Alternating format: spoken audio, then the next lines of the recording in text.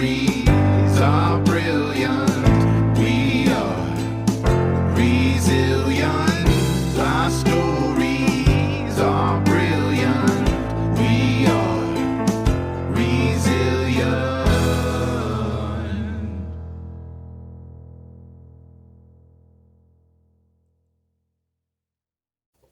Hi, resilient listeners. This is Jen Chambers, and today I have a compilation of two segments that I previously used in the last year. Both were very popular. One is about Native American artist Wendy Redstar, and one is about the past of Jane Austen, famous writer. I thought it would just be kind of a fun down episode to revisit some of those. I hope you enjoy.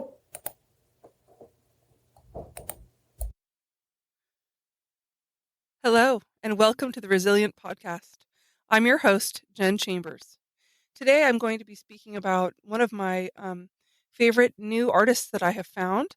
She's a Native American artist named Wendy Redstar. Now, Wendy Redstar is a Portland, Oregon native. She makes art that arises from her Native American cultural heritage and her family history.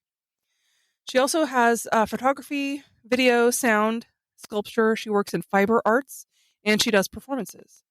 Her practice, she says in her artist statement, involves ongoing research into the historical archives and narratives, which she thoughtfully deconstructs to explore the intersections of Native American ideologies and colonialism's effects on past and present.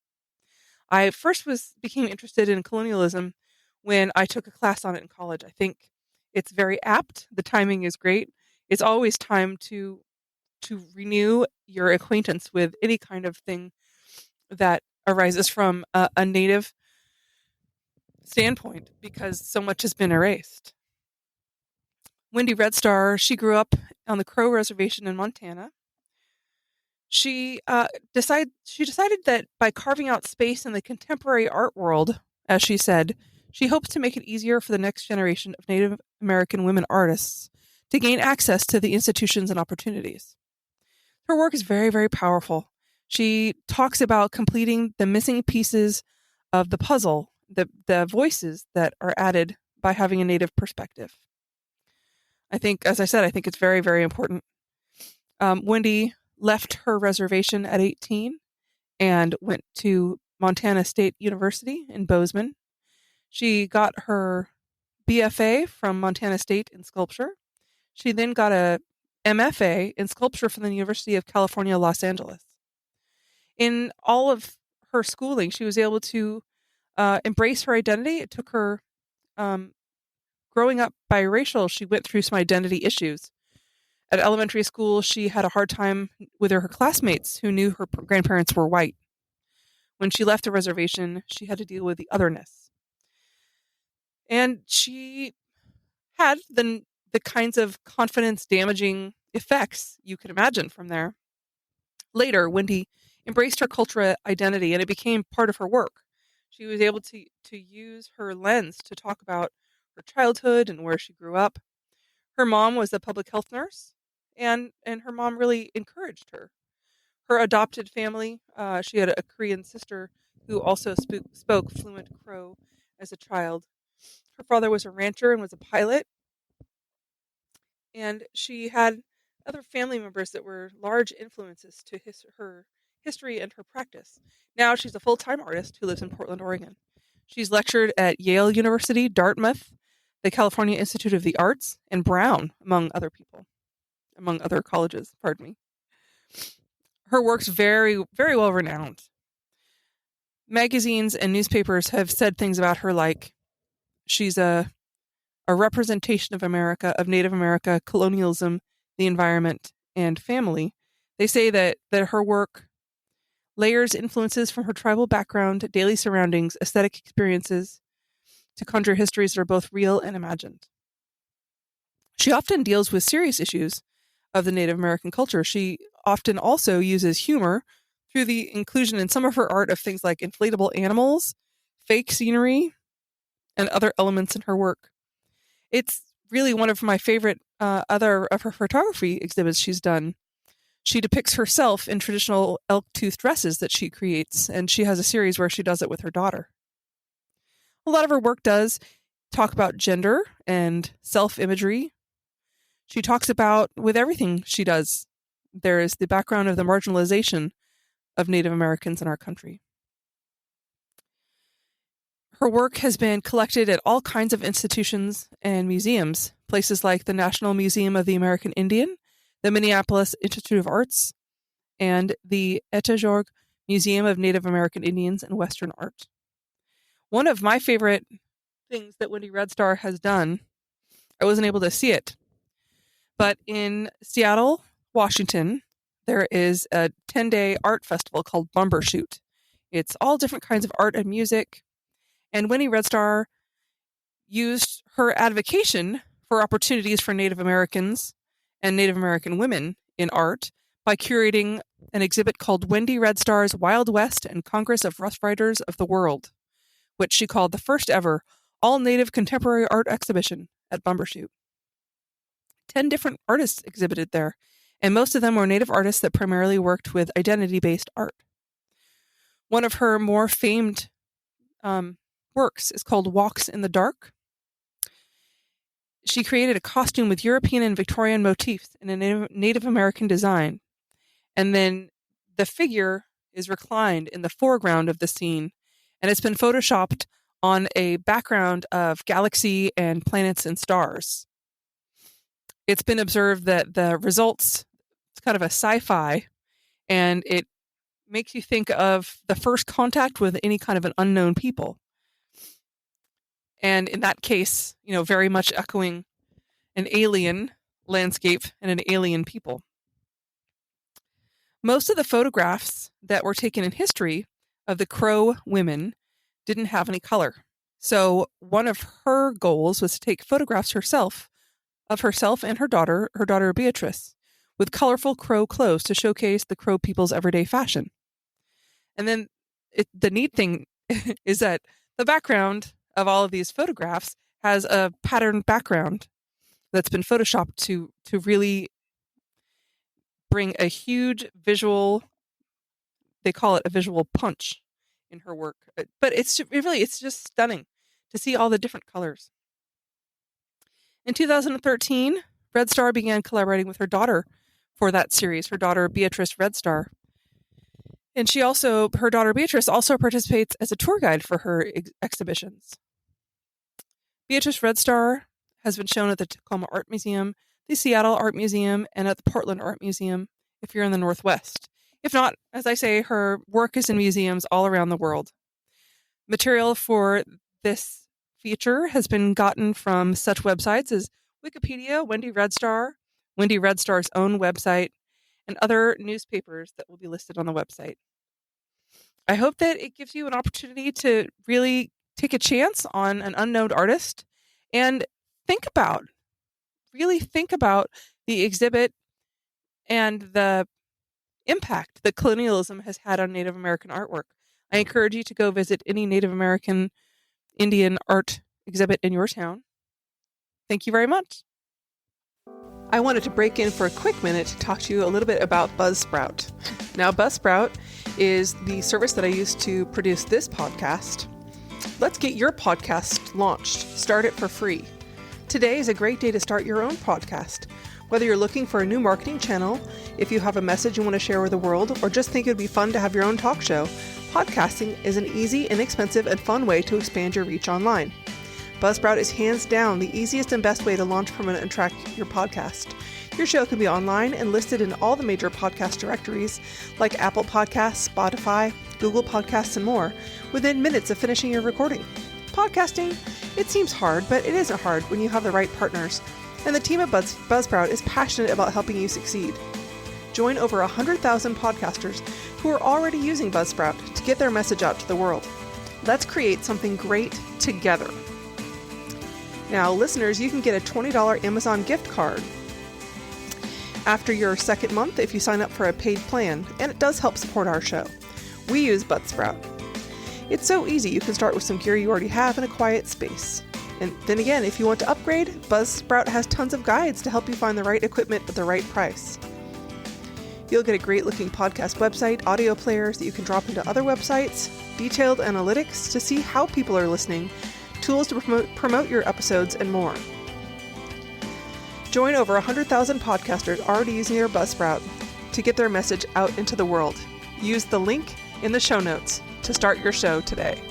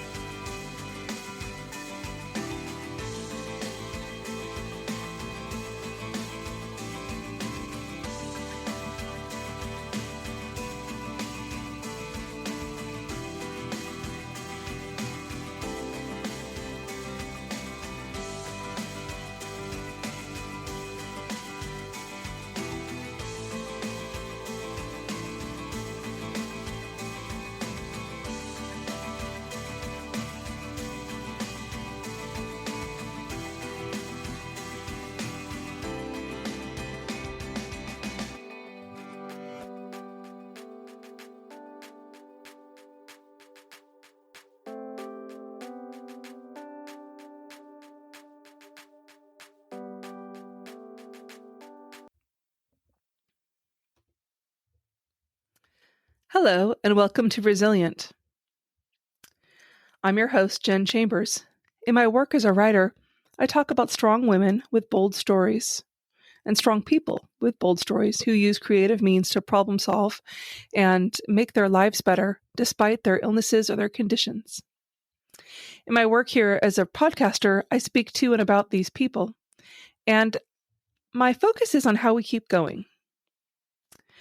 I like to use my unique perspective to showcase some people you know and some you might know. Today, we're going to do that from history. We all know the author Jane Austen. When we think of Jane Austen, we think of what we would now call romantic comedies.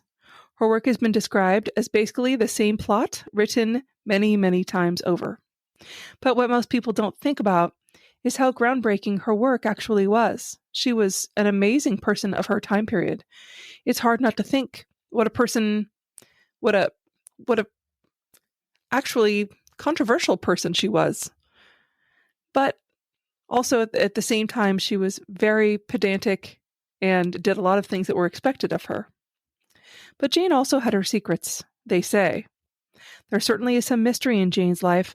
We'll explore that today on Resilient. Jane was born on the 16th of December, 1775, in the Steventon Rectory in Hampshire, England. She and her family lived in that rectory in Hampshire, her father being the rector, which is what in America we would call a pastor or priest. He married Jane's mother, Cassandra, in 1864. Reportedly, from all letters and all sorts of material from that time period, they were happy, but they were modest. They lived in what George made, of course, which wasn't very large, and they also lived on the assumption that Cassandra would eventually inherit something from her wealthier parents. They had sort of a star-crossed love affair where Cassandra's family was much better off than George's humble family, who were several of them were rectors and of the religious persuasion, and Cassandra's family was not.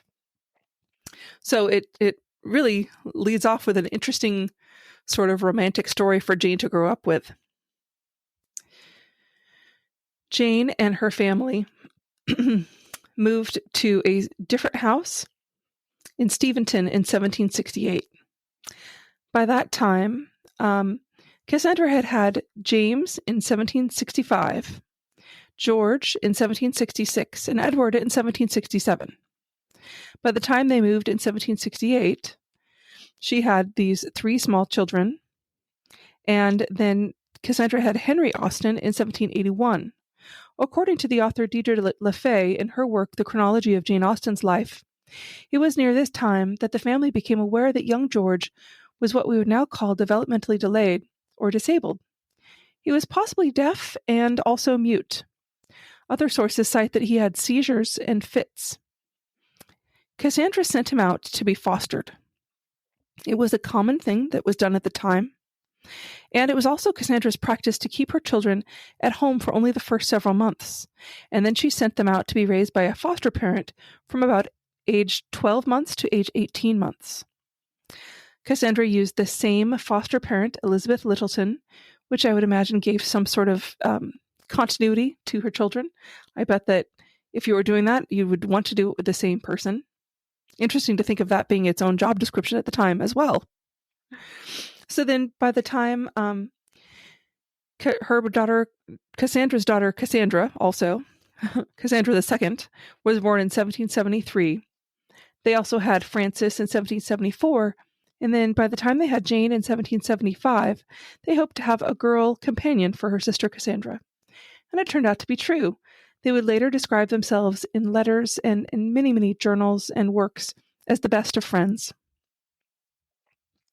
The atmosphere of their home was genial and was reportedly a place that you could discuss ideas openly. The 4 siblings who remained in the home were great friends. Mrs. Cassandra Austen traveled often to visit her husband's sister, Philadelphia, and her daughter, Eliza. And those travels would bring back news of the fashionable London of the time, the fashion plates, the goings-on, the parties. It was great stories for the family. In an article called The Many Ways in Which We Are Wrong About Jane Austen, author Helena Kelly does a great job of putting Jane's real life in context. Now, remember Jane, she was born in 1775, which was a year before the American Revolution. And then the French Revolution, of course, began in 1789 when she was 13. So much of Jane's life, Jane's Britain had been at war. Her family went to war, as many families did at that time, with her brother Henry in the army, her brother Frank in the Navy, and her brother Charles also in the Navy. It was one of the only ways for a man to distinguish himself without coming from money or title at the time. Helena Kelly talks in her article about how everyone around Jane had fully realized lives. And Jane and Cassandra also were shadows, really. They didn't have much, and there wasn't much reported about them. Now, aside from about 5 years that they spent in Bath between 1801 and 1806, and a few years in Southampton, and a few months where she was at school, occasionally she went on visits and holidays. But Jane spent all of her life in rural Hampshire. She never married. She died, of course, in Winchester in 1817 when she was age 41, and was buried there in the Winchester Cathedral. But in the 4 years between the end of 1811 and the end of 1815, she published her 4 major works, Sense and Sensibility, Pride and Prejudice, Mansfield Park, and Emma. Her other 2 novels, Northanger Abbey and Persuasion, got published near the end of 1817, right about the year that she died. Now, Jane and her sister, and much of her family, but not all, because of course the boys would variously, during their time periods, would go off to war. But Jane and her sister and parents would really be continually on the move. From 1801 to about 1806, their city was more of a base, and they stayed a lot in Bath at that time as well. Now, they lodged in different parts of Bath, in Sydney Place, in Green Park, in Trim Street. They made lengthy visits to family, and they would spend months at a time going away to seaside resorts. A lot of these seaside resorts, and of course Bath, became, of course, settings for some of the pivotal scenes in Jane's novel. All of her novels. You can also say that it's been written that Jane didn't have a lot of interest in her writing when she was in Bath, but that's not actually the case. It was during this time, in the spring of 1803, that she first had her novel accepted for publication, her very first novel, which was called Susan at the time. And it's pretty universally accepted that Susan was a version of the book that we now know as Northanger Abbey. Now, Wikipedia says, good old Wikipedia, says there's little biographical information about Jane Austen's life, except for the few letters that survive and the biographical notes that her family members wrote. Now, during Jane's life, Jane might have written, they say, up to 3,000 letters, but only around 160 of those are still surviving. Many of those letters were written to Cassandra, but in 1843, Cassandra burned the large part of the letters and cut pieces out of the ones that she kept. Now, Cassandra said that she destroyed those letters because she didn't want them falling into the hands of relatives, and she wanted to ensure that their younger relatives did not read any of Jane's sometimes acid or forthright comments on her neighbors and family members. Cassandra thought then that in the interest of tact, and because Jane was pretty plain spoken, that's been recorded quite a bit, what you'd call forthright. So it leads one to believe that Jane didn't pull any punches in those letters. So Cassandra believed that those details and maybe those nasty things that she said should be destroyed. So unfortunately, that's one of the reasons why we don't have a lot to work with Jane's actual life. And also, there's the fact that her brothers were in charge of her estate after she died, and they didn't want anything to come out that wouldn't reflect on her well. And then successive generations, of course, would take out and sanitize the already small details that we have of her biography.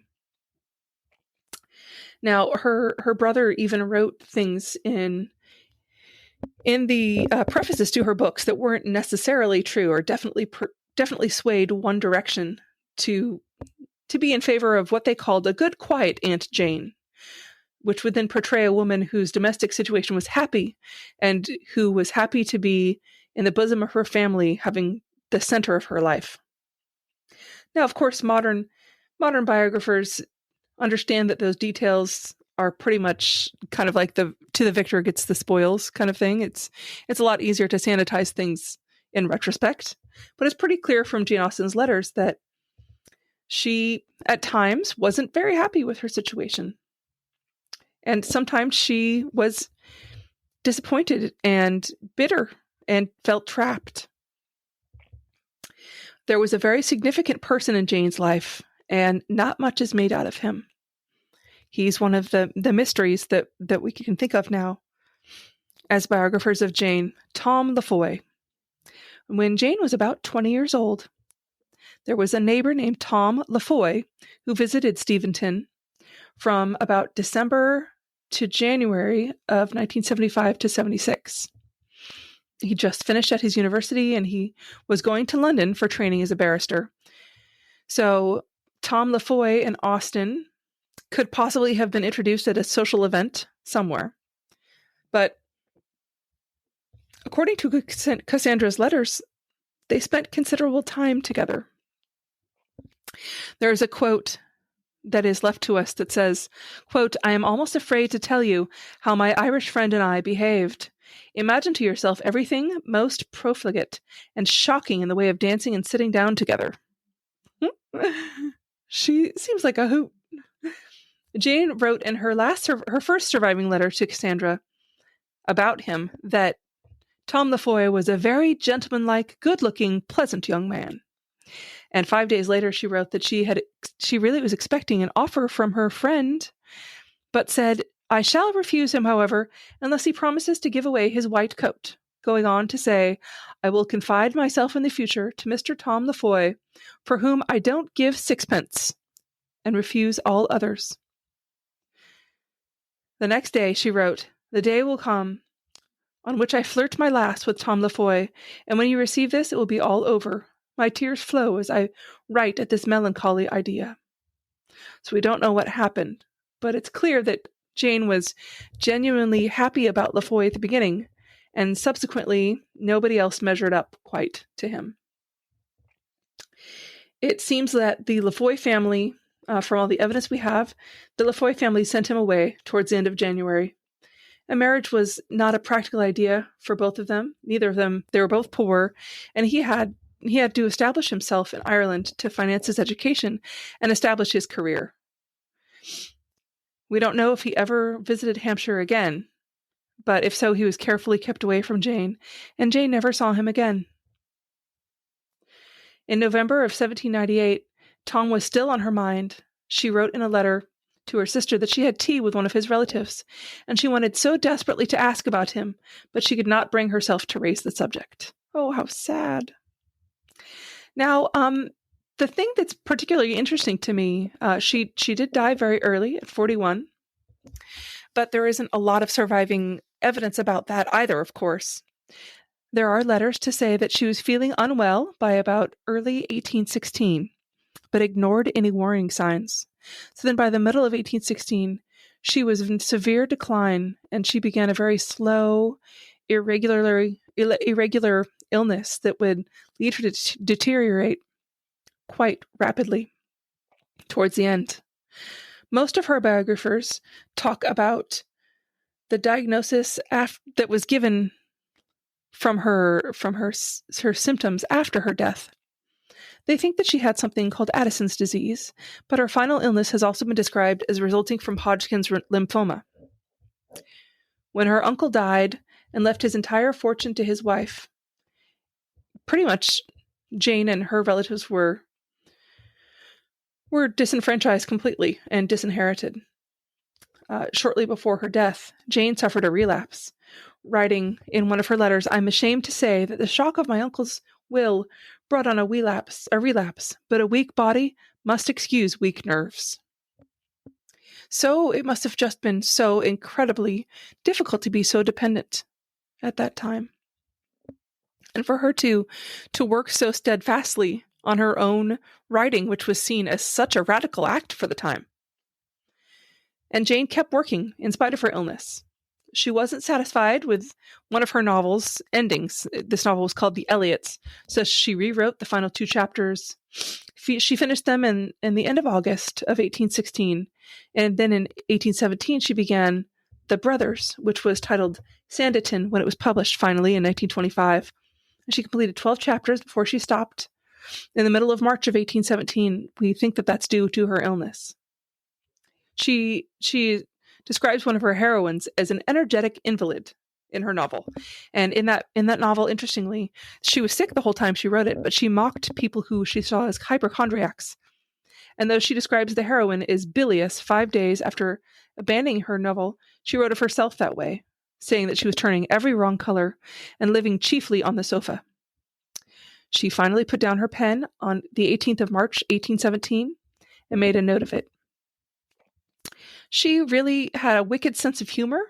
It's reported that she made a lot of jokes about her condition. She describes it as bile and rheumatism. And then as her illness progressed, she had difficulty walking and she had terrible energy. I would expect that right now that would be a chronic fatigue type of illness. So then by mid-April of that year, she was all done walking and she was confined to bed. In May, she was brought to Winchester for treatment. She had agonizing pain all through it and said she wrote saying she welcomed death. So sad. She died in July of 1817 at the age of 41. And then, as I said, she was buried in Winchester Cathedral. Her epitaph, which was composed by her brother James, praises her personal qualities, expresses hope for her salvation, and mentions the extraordinary endowments of her mind, but doesn't explicitly mention her achievements as a writer. It's so sad that she wasn't as celebrated in her time as she is now. Her major works include, of course, Sense and Sensibility, Pride and Prejudice, Mansfield Park, Emma, Northanger Abbey, Persuasion, and Lady Susan, as well as several other minor works. But it's pretty incredible, isn't it, that the woman we know as Jane Austen had such a sad and cloistered life, but still managed to produce some of the most really compelling and reverberate enduring works of literature that have been redone so many times. It's incredible. I really like to learn about Jane Austen. I thought that I knew everything there was to know, but it's nice to know that she had a secret history. It makes you feel better to know that she was a person too, a real person, and not just a person in a dampened dress. You know, you see all those ladies from Emma that looked very, very light and not as if they had a lot of inner life.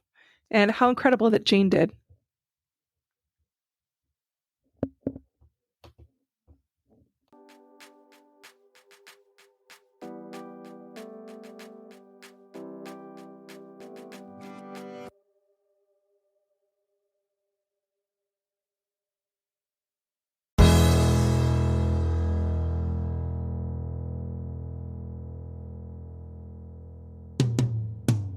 Sometimes we have to start over. Sometimes we have to fight back. Sometimes it's all too much. Lost inside the black. Our stories are brilliant. We are resilient. Our stories are brilliant. We are resilient.